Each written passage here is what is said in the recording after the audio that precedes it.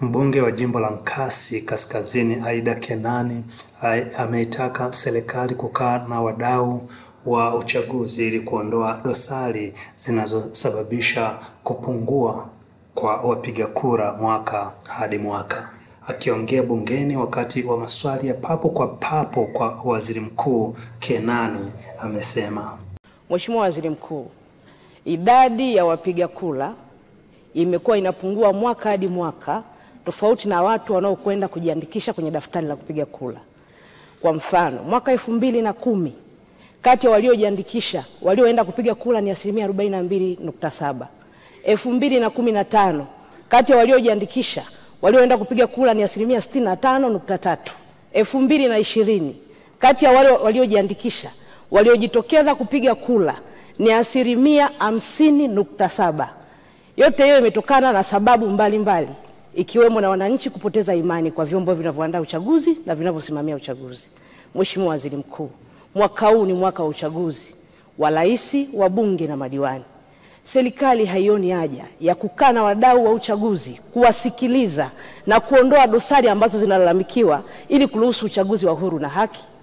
Akijibu swali hilo, Waziri Mkuu Kassim Majaliwa amesema, naomba nianze kwa kujibu swala Mheshimiwa Aida Kenani, mbunge wa jimbo la Nkasi Kaskazini kama ifuatavyo. Kwa mujibu wa katiba ya nchi yetu, kila Mtanzania anayo haki ya kuchaguliwa kupitia chaguzi mbalimbali ikiwemo na uchaguzi mkuu. Majukumu yote ya uchaguzi yako chini ya Tume Huru ya Uchaguzi. Sisi kama serikali ni wadau miongoni mwa wadau wote wanaoungana na tume katika kutekeleza wajibu wetu. Na serikali, wajibu wetu ni kutekeleza yale maelekezo ya tume kulingana na ratiba yao, na wanayo ratiba ambayo inaonyesha matukio mbalimbali kufikia siku ya upigaji kura. Moja, kufanya kazi ya maboresho ya kujiandikisha kwenye daftari wapiga kura, ambako kila Mtanzania mwenye sifa ya kupiga kura anayo haki ya kwenda kujiandikisha, lakini pia anayo haki ya kuhakikisha kwamba yuko kwenye daftari tayari kwa kupiga kura.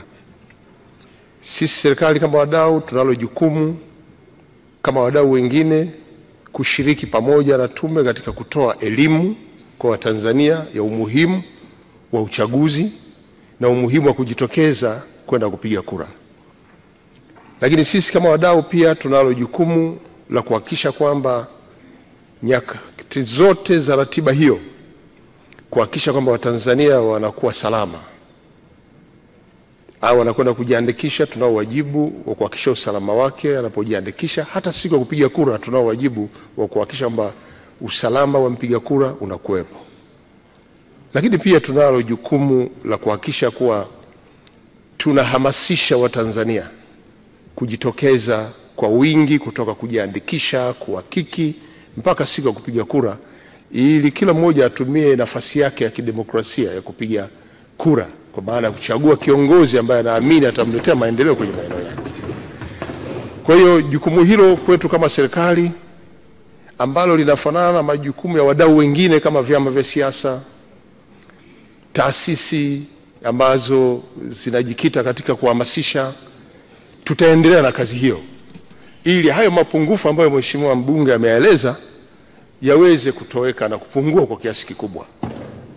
Kwa hiyo niwataka niwahakikishie na nitumie nafasi hii kuhamasisha Watanzania kwamba mwaka huu 2025 ni mwaka wa uchaguzi mkuu, ambako wale wote wenye sifa kupiga kura, ni wakati wetu kwenda kuchagua rais, wabunge na madiwani kwenye maeneo yetu. Na pindi Tume Huru ya Uchaguzi itakapotangaza ratiba yake, basi niwaahidi kwamba serikali itasimamia na kuhakikisha kwamba uchaguzi huu unakuwa salama na kuhakikisha kwamba mpiga kura anakwenda kupiga kura na kurudi nyumbani akiwa salama. Huo ndio wajibu wa serikali kama wadau wengine, na kwa hiyo nitoe wito wadau kushirikiana kwa pamoja kutekeleza maelekezo ya tume ili kuwafanya Watanzania wote waliojiandikisha wote waende kupiga kura. Hayo ndio malengo ya serikali. Asante sana. John Israel, Banda Media, Dodoma.